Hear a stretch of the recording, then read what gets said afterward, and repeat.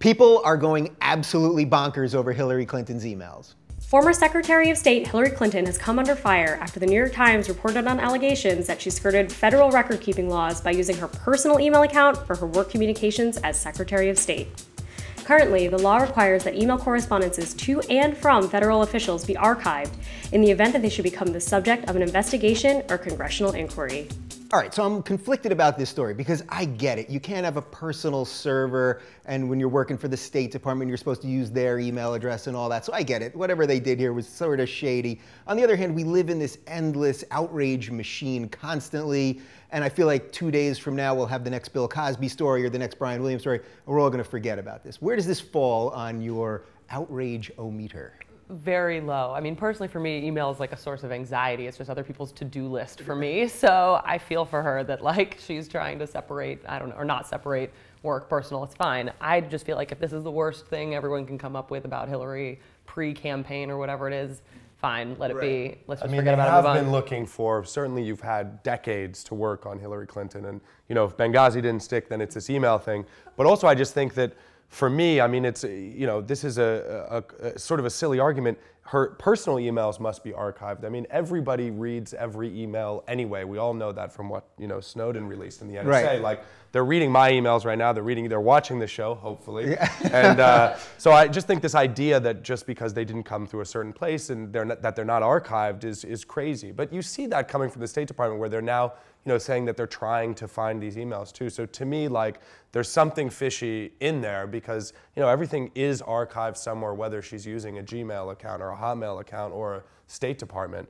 So, you know, I don't know. I think there's a story here, but whether or not it's blown up to this proportion. Right, so it's kind of funny when you factor in the Snowden stuff and the NSA stuff, it's like even if she was trying to do something shady, they probably couldn't have gotten away with something shady. So what do you make about the outrage part of this? Because that's one of the things I really want to focus on as we do this show, is just this 3-day news cycle thing. They say it's a 24-hour thing, but I find now things actually stick a little longer. It's like a 3-day thing where we're outraged, everyone's going crazy and tweeting about it, and then it disappears. This one's going to disappear pretty quick, right? And is it even too early to damage her anyway? If this was so damaging, wouldn't they have wanted to wait for another 8 months or something? It's certainly not too damaging to, or certainly not too early to damage her. I think it could if it was like the Sony hack and you actually uncovered her talking some serious shit about something. Right. That could happen, right? And that may end up happening if she has to release these emails after this conflict. But for now, it's just the fact that they're not quite available isn't enough to be. But I do think, to your point, you know, when we're talking about what's important in the world right now, you know, we're spending this time focusing on it. Meanwhile, you have ISIS smashing museums full of, you know, priceless antiquities, and you've got the, you know, the world warming up on this coast, and then there's blizzards on the East Coast. I mean, there's stuff that we can be talking about as a country that's probably a little more salient than the emails that she's sending. I just don't believe that those emails can disappear. I wish that I could delete emails personally, but I know that they live somewhere. So. Right. So to that point, though, with this distraction machine that's going on, we are a news organization. Why is it that when people want to talk about the things like what's going on with ISIS, and I saw that video where they're destroying this priceless stuff, why don't we focus more on that and instead we focus on all this other distraction? Why is the media feeding it to us? Well, it's like the important versus the interesting, right?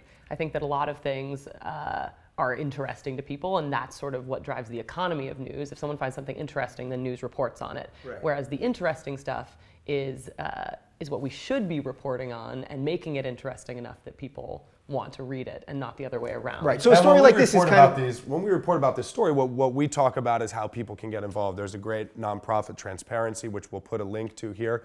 They work constantly with helping people have more transparency in their government. So for us, it's an opportunity where people have the choice. If you're outraged by this and you think it's crazy, well then support organizations that are working to find a solution.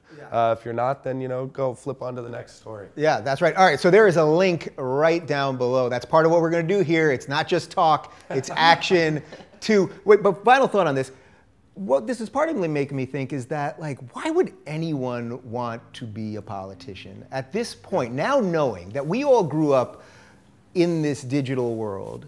anyone that's growing up younger than us now, everything they've ever done, every Snapchat and Cyberdust, that's a new one, and Whisper and all them, it's all gonna be there. Like, you gotta be out of your mind, right? Well, that's the thing too, is like, you'd think at this point there have been enough case studies of people just being brought down by their digital history that we would be more cognizant of what we're putting online. And I think Snapchat was a bit of a response to that, right? Kids being like, oh, we should be worried about what's going on Twitter. Fuck you, we're just gonna use Snapchat instead, and you're not gonna have access to that. Which of course they found out. We found out we do. Yeah. But I think that you're gonna see either much more leniency moving forwards on whatever your digital footprint was when you were young and dumb, or you're just gonna see ways around that, right? Digital products being developed that actually do keep privacy private. Yeah, but I do think privacy that private, she's a dreamer, huh? She is. I think that conversation's important though, and when people, when you know, Snapchat comes out and says that everything disappears and then it gets released that it doesn't, people should hold them accountable, you know?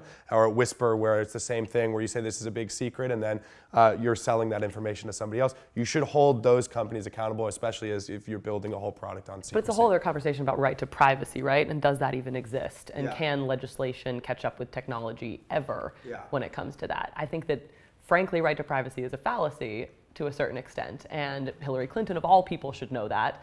So probably, you know, if we do actually uncover something crazy in those emails, like, shame on her, she knew that this was a possibility. Yeah. But I don't know if we will. Listen, do we have privacy? I don't know. We're doing this online, so we're putting this stuff out there publicly, but we have private lives too. Do we have any right to those private lives? What do you think? Is this Hillary thing gonna blow over, or is this gonna take her down?